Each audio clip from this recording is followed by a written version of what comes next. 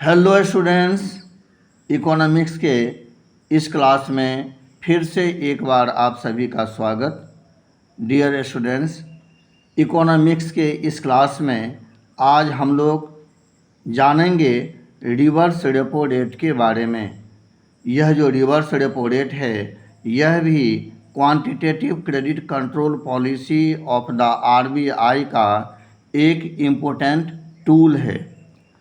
तो reverse repo rate को अच्छी तरह से जानने के लिए आइए सबसे पहले हम लोग चलते हैं इसके मेन कंटेंट्स पे।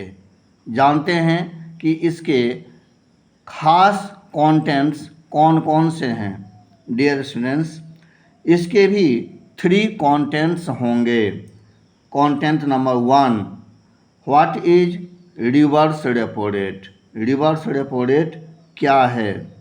नंबर 2 में role of reverse repo rate, यानी रिवर्स रेपो रेट अपना रोल किस प्रकार से प्ले करता है।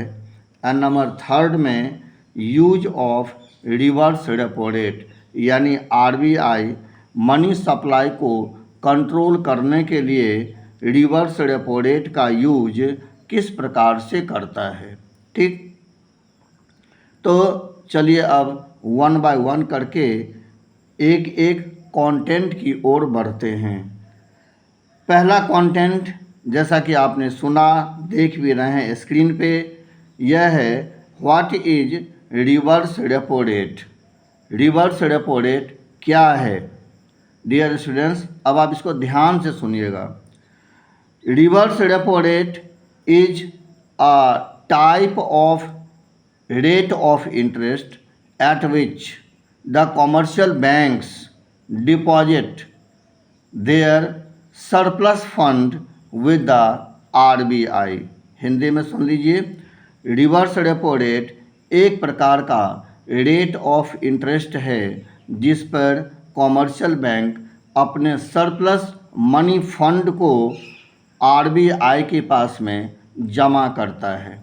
ठीक है, जिस प्रकार से हम आप अपने सरप्लस मनी को कॉमर्शियल बैंक के पास में जमा करते हैं एंड बदले में कॉमर्शियल बैंक हमें इंटरेस्ट देता है, उसी प्रकार से जो कॉमर्शियल बैंक है यह भी अपने सरप्लस फंड को, अपने एक्स्ट्रा मनी को आरबीआई के पास जमा करता है एंड बदले में आरबीआई इन कॉमर्शियल बैंक्स को रेट ऑफ इंटरेस्ट प्रोवाइड करवाता है।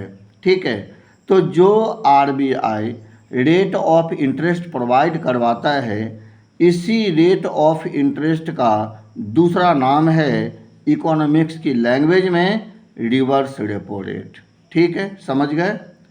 उसके बाद आते हैं role of reverse repo rate. Reverse repo rate का क्या रोल है। ठीक है, तो जो रिवर्स रेपो रेट है यह भी कॉमर्शियल बैंक्स के लोन गिविंग कैपेसिटी पे इफेक्ट डालता है। ठीक है, यह भी कॉमर्शियल बैंक्स के लोन गिविंग कैपेसिटी पे इफेक्ट डालता है। रिवर्स रेपो रेट भी लोन गिविंग कैपेसिटी को कम करता है अथवा ज़्यादा करता है। ठीक है, अब आते हैं इसके यूज की ओर कि आरबीआई इसका यूज किस प्रकार से करता है मनी सप्लाई को कंट्रोल करने के लिए। अब आप इसको ध्यान से सुनिएगा, यह बहुत इम्पोर्टेंट कंटेंट है।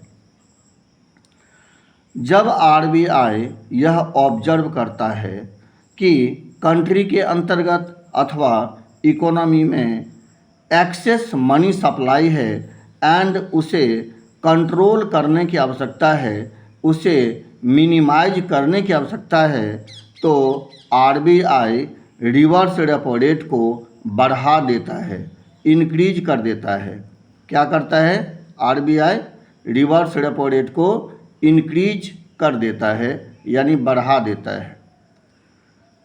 जब रिवर्स रेपो रेट बढ़ जाता है तो कॉमर्शियल बैंक अधिक से अधिक प्रॉफिट अर्न करने के लिए उसके पास जो भी सरप्लस मनी होता है वह सभी के सभी मनी को, सारे अमाउंट को वह आरबीआई के पास जमा करने लगता है। ठीक है, जब कॉमर्शियल बैंक अपने एक्स्ट्रा अमाउंट को आरबीआई के पास जमा कर देता है तो इस तरह से अब कॉमर्शियल बैंक्स लोगों को लोन नहीं दे पाएगा, क्योंकि उसके पास डिपॉजिट्स नहीं है, उसके पास एक्स्ट्रा फंड या एक्स्ट्रा मनी नहीं है। और इस तरह से जब वह लोगों को लोन नहीं दे पाएगा तो इसका रिज़ल्ट क्या होगा? इसका रिज़ल्ट ये होगा कि जो एक्सेस मनी सप्लाई है कंट्री में अथवा इकोनॉमी में वह ऑटोमेटिक कंट्रोल हो जाएगा, ऑटोमेटिक बैलेंस्ड हो जाएगा।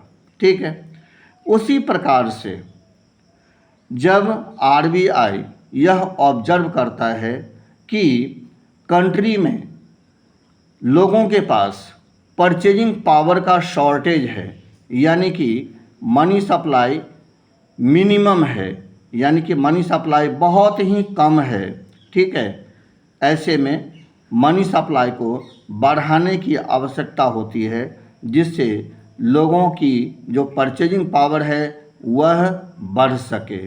तो इसके लिए आरबीआई क्या करता है? इसके लिए आरबीआई रिवर्स रेपो रेट को डिक्रीज कर देता है।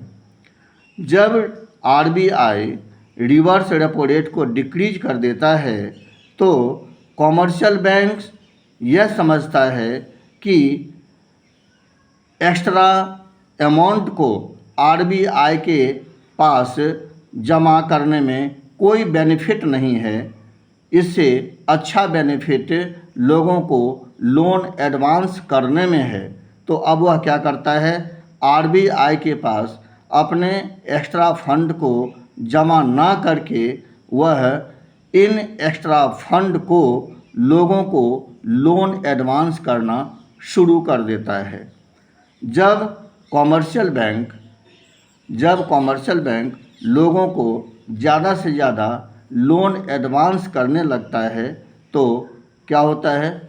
लोगों के पास परचेजिंग पावर बढ़ने लगती है, क्योंकि लोन एडवांस करने की वजह से मनी सप्लाई बढ़ी एंड मनी सप्लाई बढ़ने की वजह से लोगों के पास परचेजिंग पावर बढ़ना शुरू हो जाता है। ठीक है, तो डियर स्टूडेंट्स, इस तरह से जो आरबीआई है वह रिवर्स रेपो रेट का यूज करके